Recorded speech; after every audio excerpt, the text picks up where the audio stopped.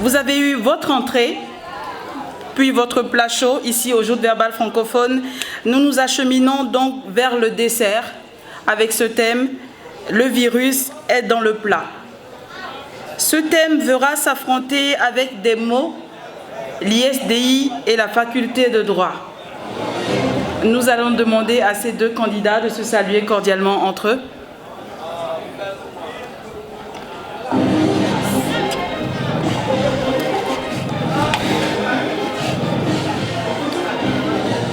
Le virus est dans le plat. À cette assertion, l'ISDI répondra par l'affirmative puisqu'elle représente la majorité parlementaire, tandis que la faculté de droit répondra par la négative puisqu'elle représente l'opposition parlementaire. Mesdames et messieurs, chers candidats, faites vos jeux.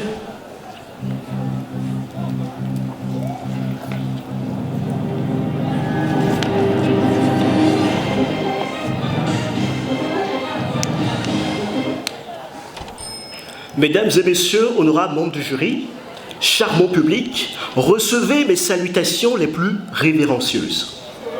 Pourquoi meurt-on beaucoup plus tôt de nos jours que les générations qui nous ont précédés? Pourquoi des maladies à l'instar de l'hypertension artérielle, du diabète, du cancer, de la prostate, de l'AVC, des maladies qui jadis étaient très rares, voire quasi inexistantes, se font de plus en plus récurrentes de nos jours? Eh bien, je vais vous répondre. Ce qui constitue l'ennemi de notre longévité, ce qui court-circuite notre vie, et ce de manière prématurée, est très proche de nous, plus proche qu'on ne peut se l'imaginer. Mesdames et messieurs, souffrez que je vous dise que ce qui nous tue, c'est ce que nous mangeons. Voilà ce que signifie la métaphore, le virus est dans le plat. Il est tout à fait indéniable que l'origine de la plupart des virus qui nous terrorisent de nos jours, à l'instar du VIH, d'Ebola et même du coronavirus, remonte à la consommation d'animaux sauvages. Mais ce soir, permettez-moi que je vous épargne des discours de jeunesse des virus. Permettez également que je vous épargne de ce sempiternel discours concernant la salubrité de nos aliments. Pas que cela n'est pas nécessaire, bien au contraire, il est important de veiller à la propriété de ce que nous mangeons, car notre santé en dépend. Mais ce soir, ce qui constitue le nœud du problème, ce qui, à mon sens, nécessite un éveil de conscience, c'est que nous avons remplacé les aliments naturels par des aliments montés de toutes pièces dans des laboratoires d'industrie. Et cela nous tue. Voilà ce dont je vais vous parler ce soir. À suivre.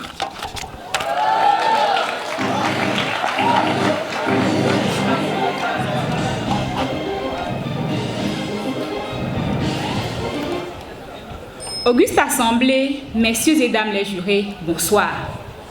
On ne vit pas pour manger, mais on mange pour vivre, disait Socrate. Cette assertion montre à suffisance la nécessité pour un être humain de manger afin de se maintenir en vie.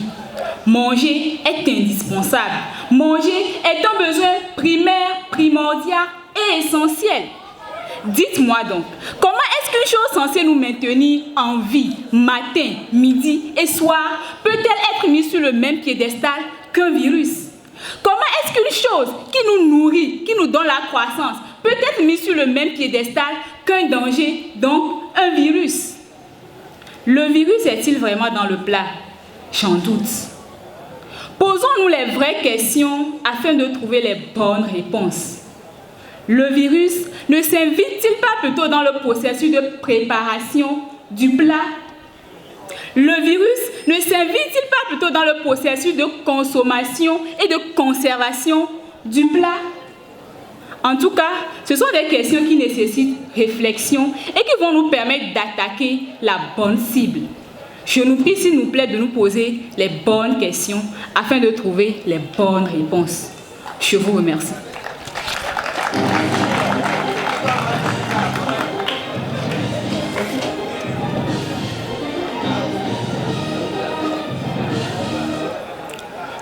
Que le virus s'invite dans le processus de préparation, de consommation, ce n'est pas ce qui nous intéresse. Peu importe l'étape à laquelle le virus s'invite, ce qui nous intéresse, c'est que ce virus est dans le plat. Mesdames et messieurs, nous troquons notre longévité avec une mort certaine et prématurée, voire certainement prématurée, en faisant des aliments d'industrie notre quotidien nutritionnel. Aujourd'hui, dans toutes les boutiques d'alimentation générale, dans tous les rayons de supermarchés, l'on retrouve ces aliments bon marché.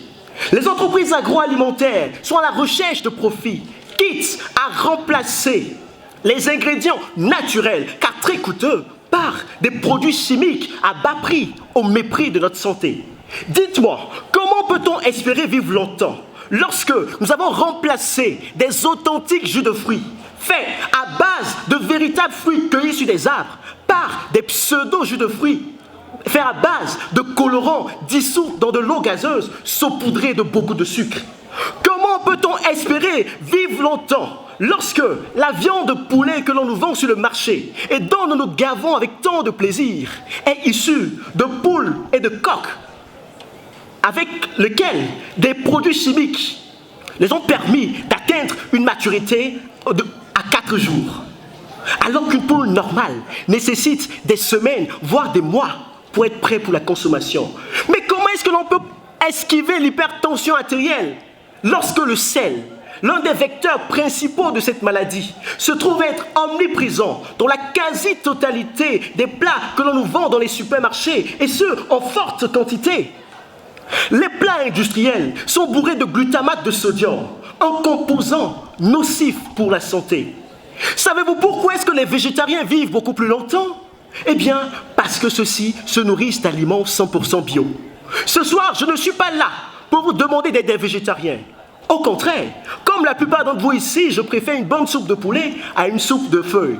Je ne suis non plus pas présent pour faire une campagne contre-publicitaire des industries agroalimentaires, car ces aliments industriels peuvent nous servir de temps à autre. Mais ce que je déplore, c'est que nous ayons rejeté les aliments dont nous a si gracieusement gratifiés Dame Nature pour nous accrocher à des aliments dont la consommation à outrance réduit considérablement notre séjour sous terre. Peut-être que ces aliments sont appétissants, mais je tiens à vous dire ce soir que ce n'est pas tout ce qui est appétissant qui est comestible. Je vous remercie.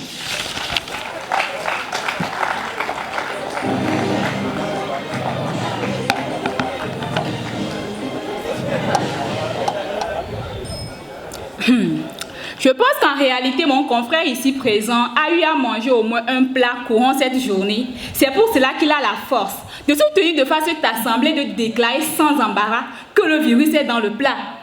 Qu'il a interrogé les enfants du Yémen, du Sud-Soudan, de la Somalie, il changera certainement d'avis. Car dans ces contrées, avoir un plat est un luxe. Et ne pas l'avoir contribue à la naissance d'un virus, le virus de la famine. De toutes les façons, le débat n'est pas là. Ce n'était qu'une information. Actualité internationale. Coronavirus, Ebola. Certes, le virus fut dans le plat. Mais qui l'a mis là? N'est-ce pas celui qui l'a consommé?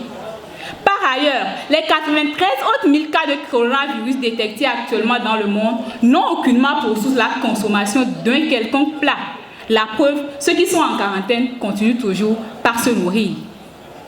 Guerre contre les OGM, débat houleux contre les organismes génétiquement modifiés. C'est un combat noble, mais qui ne doit pas pour autant être pris au premier degré. Vous voyez cette assiette, elle est vide. C'est une bonne nouvelle. Bonne nouvelle en ce sens-là qu'avant qu'elle ne se transforme en plat à consommation pour une quelconque personne, cela nécessite la réunion de plusieurs paramètres. Cela nécessite de faire des choix. Choix dans les ingrédients, choix dans la combinaison des ingrédients, choix dans la préparation de ces ingrédients, choix dans la conservation du plat une fois préparé. Comprenez donc qu'en réalité, si la personne en question fait des choix hasardeux, des combinaisons malencontreuses dans les ingrédients, le virus peut se retrouver dans les plats. Le plat n'est pas en cause, le plat est neutre. Le virus se trouve dans les choix qu'il a faits en amont. Si après avoir préparé son plat, il le laisse à ciel ouvert, les microbes tombent dessus et finalement il se retrouve avec une intoxication gastrique, il ne peut que s'en prendre qu'à lui-même. le virus est dans sa négligence. Auguste Assemblée, messieurs et dames, les jurés, n'accusons pas ce bon petit monsieur qui nous fait du bien matin, midi et soir. Ce serait tout simplement injuste. Posons-nous des questions sur nos choix. Assumons nos responsabilités, s'il nous plaît. Quels choix faisons-nous? Faisons des choix responsables, s'il nous plaît. Je vous remercie.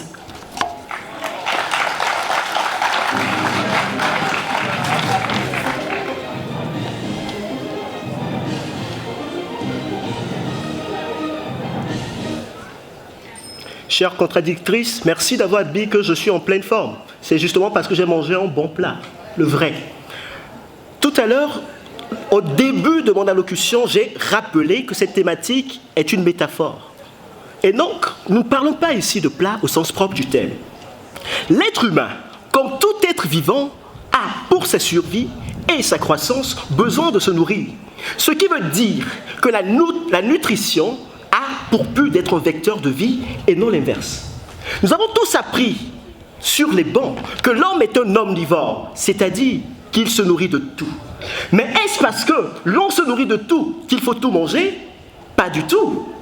Mesdames et messieurs, en principe, laisser les aliments industriels prendre le dessus sur nos aliments naturels, cela équivaut à un suicide progressif. Notre estomac n'est pas un tube à essai dans lequel l'on peut se permettre de déverser n'importe quel type de produit chimique.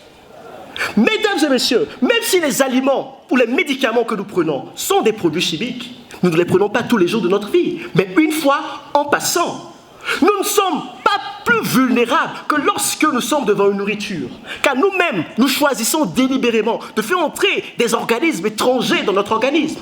La moindre des choses serait de choisir ces aliments avec tact et minutie, car un mauvais choix équivaudrait à faire entrer dans notre corps un cheval de Troie qui de l'intérieur nous détruira. La véritable fontaine de jouvence, celle qui ne nous garantira certainement pas l'immortalité, mais qui constitue un véritable gage de longévité, c'est la nutrition par des plats naturels. Peut-être me direz-vous que les plats naturels coûtent beaucoup plus cher. Mais sachez que le traitement de certaines maladies coûte encore plus cher, sans compter ces maladies qui sont incurables. D'ailleurs, ne dit-on pas souvent que la santé n'a pas de prix? Ce qui fait la dangerosité des aliments industriels, c'est que lorsque l'on les consomme, on a l'impression que ceux-ci nous rendent beaucoup plus forts.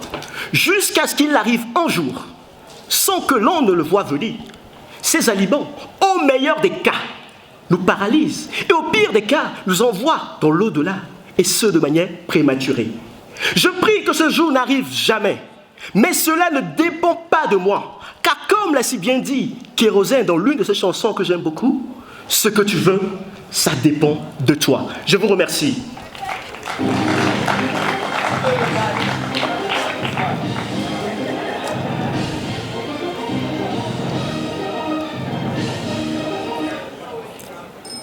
Je pense qu'en réalité, nous sommes sur la même longueur d'onde, car c'est en fonction de nos choix que le virus se retrouve dans le plat ou pas.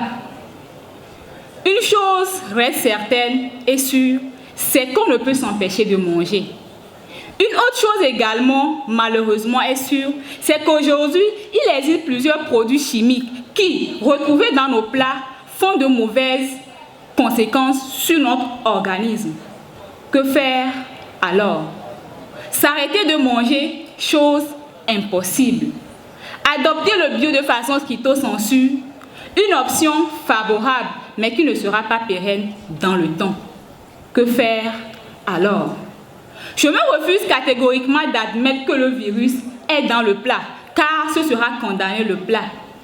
Admettons plutôt que le virus peut se retrouver dans nos plats. Ce qui nous conduit tout simplement à nous responsabiliser et à revoir nos choix. Choix de nos aliments, choix de la préparation de nos aliments, choix dans la quantité de nourriture que nous consommons, car l'excès de toute chose est nuisible. Auguste Assemblée, messieurs et dames les jurés, quel choix faisons-nous? Car à la fin des faits, ce sont ces choix qui détermineront finalement si le plat que nous consommons constitue pour nous un poison qui nous tue de jour en jour, ou ou au contraire, ce plat est un remède efficace contre le virus quotidien qu'est la faim. Quel choix faisons-nous? À chacun de trouver sa vérité. Pour ma part, je refuse de condamner le plat, car condamner le plat, c'est condamner la vie. Je ne peux me résoudre à faire cela. J'espère également que vous ferez le bon choix. Quel choix faites-vous? À chacun de trouver sa vérité. Je vous remercie.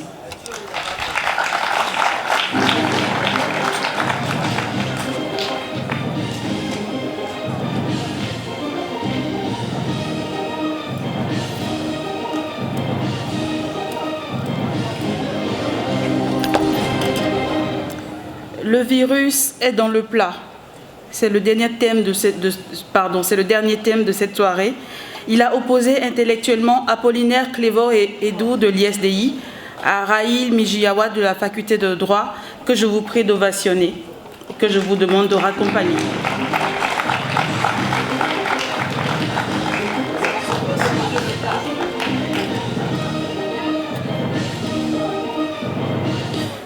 Le jury a eu à noter des éléments indicatifs comme l'accroche, la prestance, la cohérence, pour ne citer que cela. Il a également sanctionné des éléments comme le non-respect de l'adversaire et le dépassement de temps.